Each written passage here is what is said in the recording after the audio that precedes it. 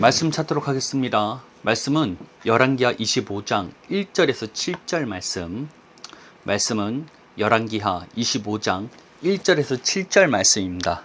제가 낭독하도록 하겠습니다. 시드기야 제9년 열째 달 10일에 바벨론의 왕 느부갓네살이 그의 모든 군대를 거느리고 예루살렘을 치러 올라와서 그 성에 대하여 진을 치고 주의 토성을 쌓음에 그 성이 시드기야 왕 제11년까지 포함되었더라. 그의 넷째 달 9일에 성 중에 기근이 심하여 그 땅 백성의 양식이 떨어졌더라. 그 성벽이 파괴됨에 모든 군사가 밤중에 두 성벽 사이에 왕의 동상 견문길로 도망하여 갈대아인들이 그 성읍을 에워쌌으므로 그가 아라바 길로 가더니 갈대아 군대가 그 왕을 뒤쫓아서 여리고 평지에서 그를 따라 잡음에 왕의 모든 군대가 그를 떠나 흩어진지라. 그들이 왕을 사로잡아 그를 리블라에 있는 바벨론의 왕에게로 끌고 가매 그들이 그를 신문하니라. 그들이 시드기야의 아들들을 그의 눈앞에 죽이고 시드기야의 두 눈을 빼고 노사슬로 그를 결박하여 바벨론으로 끌고 갔더라. 아멘. 오늘 선포하고자 하는 말씀은 언약은 파기될 수 있습니다 라는 제목으로 말씀을 선포하고자 합니다. 오늘 본문은 남유다의 멸망에 대해서 이야기하고 있습니다. 바벨론의 침략으로 유다는 무너지게 됩니다. 그리고 유다 왕 시드기야는 바벨론에게 사로잡혀가게 됩니다. 그리고 그곳에서 시드기야 왕은 자신이 보는 앞에서 아들들의 죽음을 보게 되고 그 후에 두 눈이 뽑힌 채 감옥에 사로잡히게 됩니다. 이스라엘은 본래 하나님과 언약을 맺었던 유일한 민족이었습니다. 그러나 언약에서 벗어나자 약속된 모든 것들은 빼앗기게 됩니다. 조상 때부터 유업으로 이어받은 가나안 땅에서 쫓겨날 뿐만 아니라 영원할 것 같은 다윗 왕조 역시 막을 내리게 됩니다. 그리고 하나님과 언약의 상징이라 할 수 있는 성전 역시 무너지게 됩니다. 아무리 아름다운 약속을 가진 이스라엘이라 하지만 멸망은 피할 수 없게 된 것입니다. 이유는 하나님과 맺은 언약을 스스로 파기해 버렸기 때문입니다. 언약이란 특별한 약속 또는 계약을 말합니다. 고대 사회에서 이러한 언약은 부족 간에 또는 나라 간에 맺게 되는 것으로서 동물을 반으로 갈라서 계약한 당사자들이 그 사이를 함께 걷게 함으로써 맺어지게 되는 것이었습니다. 이는 서로 간에 맺은 언약을 어길 시 이 갈라진 동물과 같이 될 것이라는 경고였습니다. 즉 언약이란 구두로 하는 간단한 약속이 아닌 생명을 건 특별한 약속이라는 것입니다.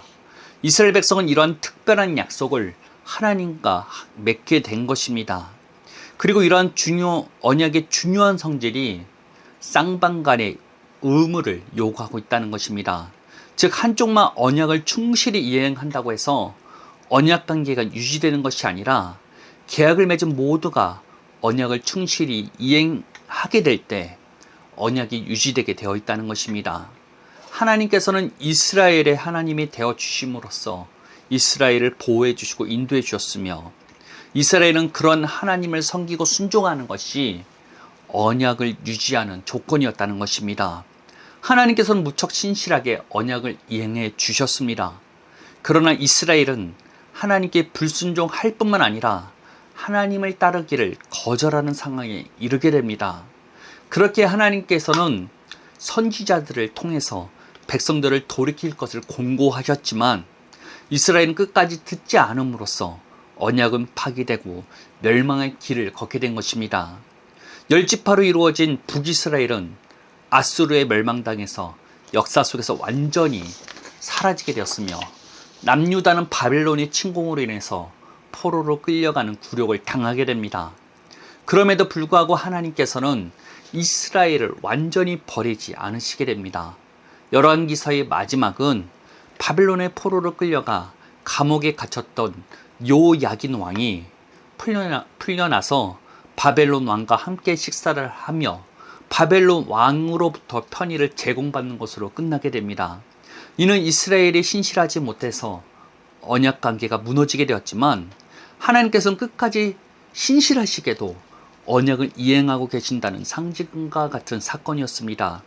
실제로 포로로 끌려갔던 남유다는 다시 가나안 땅으로 돌아가 회복을 이루게 됩니다. 이를 통해서 우리는 아무리 아름다운 약속을 소유하고 있다 할지라도 언약에 충실하지 못한다면 그 언약 관계가 무너질 수 있음을 볼 수 있다는 것입니다.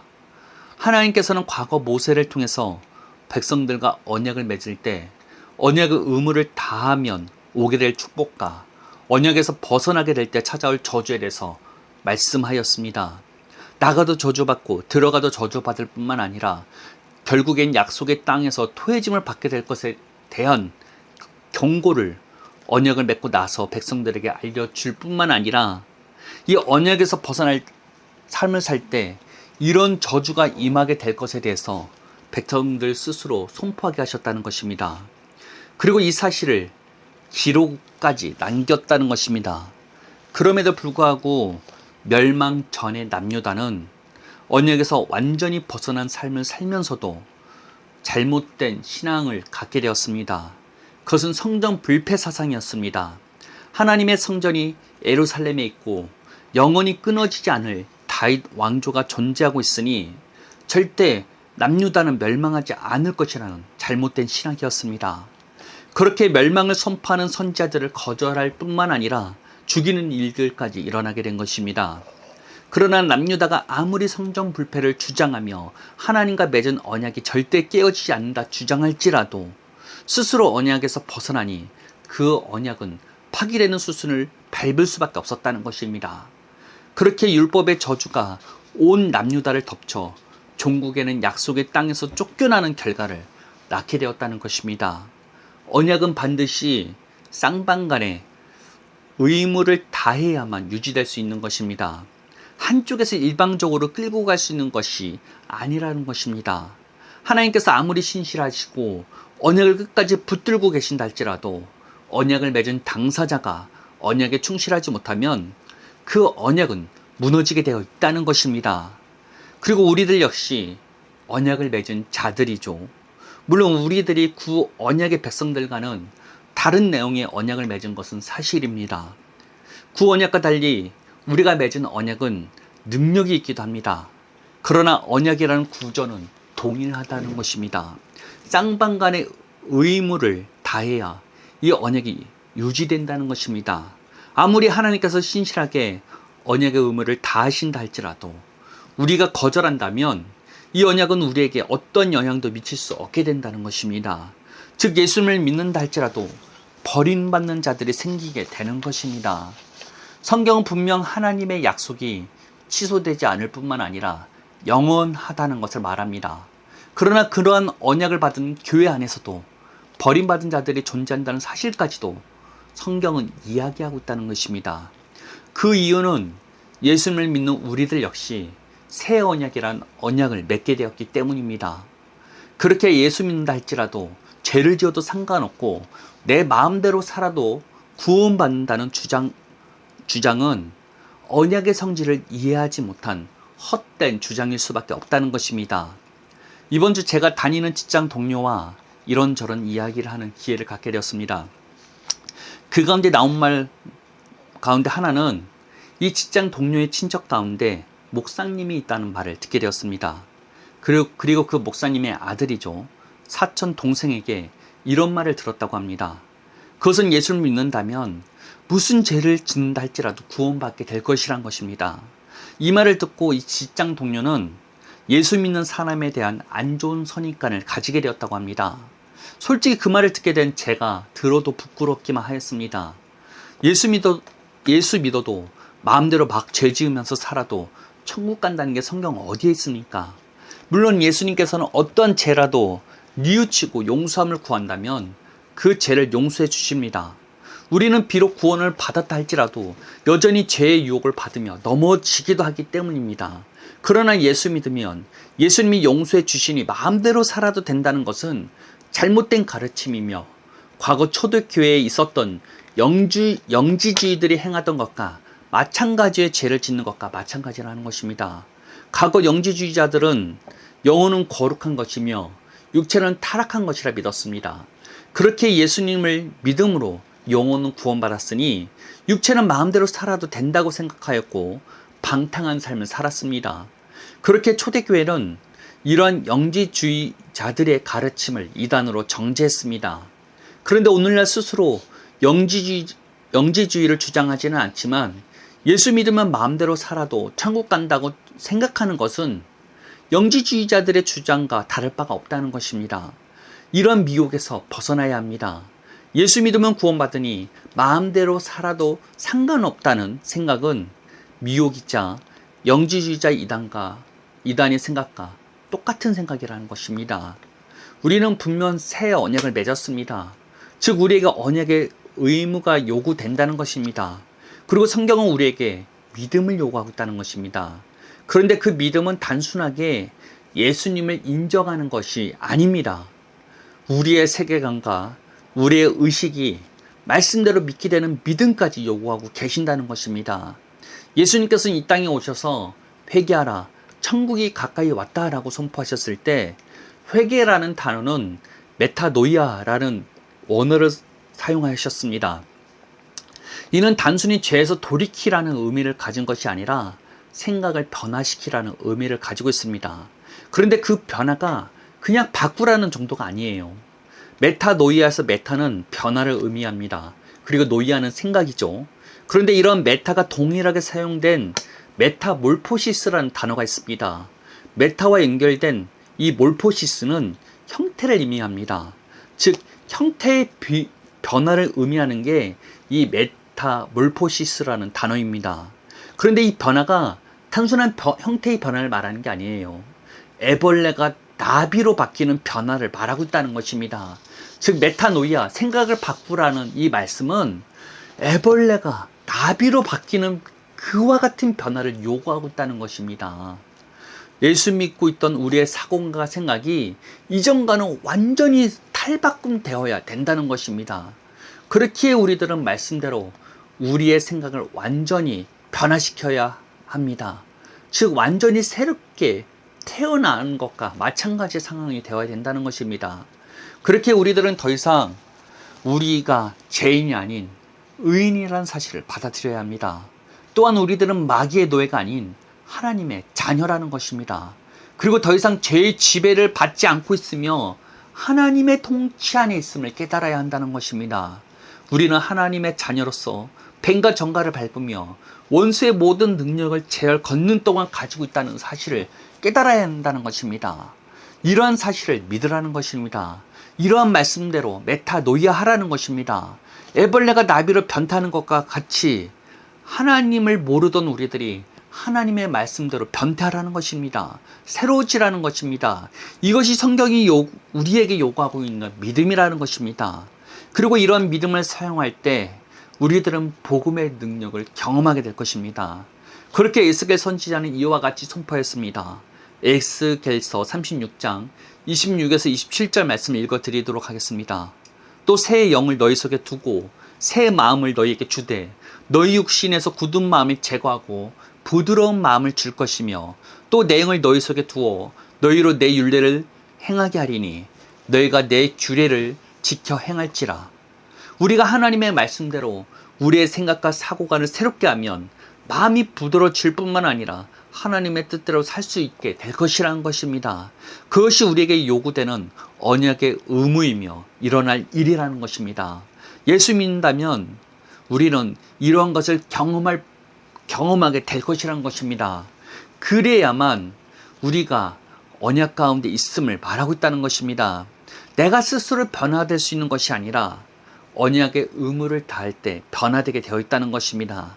하나님의 말씀대로 우리의 사고관을 새롭게 할 때 우리는 변화되게 될 것입니다. 그렇게 언약이 무엇인지 깨달아야 합니다. 새 언약도 구언약과 마찬가지로 쌍방간에 이루어지는 계약이라는 사실을 깨달아야 한다는 것입니다. 하나님만 언약에 충실하다고 될 게 아니라 우리 역시 언약에 충실해야 한다는 것입니다. 언약은 쌍방간에 충실하게 이행할 때 유지되는 것이기 때문입니다. 그렇게 새 언약을 맺은 우리들 역시 언약의 의무를 다해야 합니다. 예수 믿어도 언약의 의무에서 벗어날 때 하나님께서 요구하시는 언약의 조건에서 벗어난다면 우리가 맺은 언약 역시 파기될 수밖에 없다는 것입니다. 구 언약의 백성들이 언약을 파기하였을 때 어떠한 일이 일어나는지를 기억하시길 바랍니다. 약속의 땅에서 쫓겨날 뿐만 아니라 하나님의 영광이 임했던 성전이 무너지는 결과를 낳게 만들었다는 것입니다. 언약의 내용과 능력이 다른 새 언약이라 할지라도 언약이 요구하는 조건에서 벗어난다면 우리 역시 언약이 충실하지 못했던 구 언약의 백성들과 동일한 길로 빠질 수밖에 없다는 것입니다. 그런데 언약이 파기된다고 해서 하나님께서 스스로 약속을 취소하는 것은 아니라는 것입니다. 남유다가 멸망당했음에도 불구하고 끝까지 포로된 자들에게 은혜를 베푸시는 하나님에 대해서 묵상해 보시길 바랍니다. 하나님께서는 신실하시게도 포로된 자들을 돌봐 주었습니다. 그들에게 깨닫는 마음을 허락하시고 돌보셨기에 다니엘과 같은 사람이 일어났으며 에스더와 같은 사람이 일어날 수 있었습니다. 그리고 다시 한번 고향 땅으로 돌아가 나라를 회복하는 일까지 일어나였습니다. 이는 무엇을 말합니까?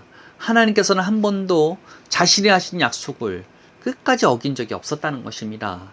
그러나 언약을 맺은 당사자가 그렇지 못하니 언약의 특성상 파기되는 수순이 이루어진 것입니다.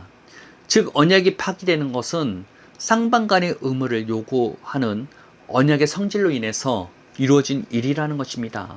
하나님께서 자신이 맺은 언약은 홀로 끝까지 지키시고 계신다는 것입니다. 그렇게 우리에겐 희망이 있습니다. 그 이유는 언약이 깨어지고 희망이 없는 상황이 찾아온다 할지라도 우리가 정말로 회개한다면 그 언약 역시 회복하는 것이 가능하다는 것입니다. 왜냐하면 하나님께서는 끝까지 신실하시게도 언약을 붙들고 계시기 때문입니다. 그 신실한 하나님을 믿고 넘어지더라도 다시 한번 하나님께 돌이키시길 바랍니다. 하나님께서 우리에게 요구하시는 회개를 하시길 바랍니다. 죄에서 돌이키는 것을 넘어서서 우리의 생각을 하나님의 약속대로 새롭게 변화시켜야 합니다. 그럴 때 우리들은 언약 안에서 다시 한번 새 언약의 약속을 경험할 수 있게 된다는 것입니다. 그렇게 언약에 충실하시기를 축복하겠습니다. 그리고 새 언약을 맺는 우리들에게 요구되는 것이 믿음이라는 것을 기억하시길 바랍니다. 이는 절대 예수님을 인정하고 받아들이는 것만 말하고 있지 않음을 기억하셔야 한다는 것입니다. 우리의 생각과 사고관까지 새롭게 말씀으로 변화되는 믿음을 요구하고 있다는 것을 깨달으시길 바랍니다.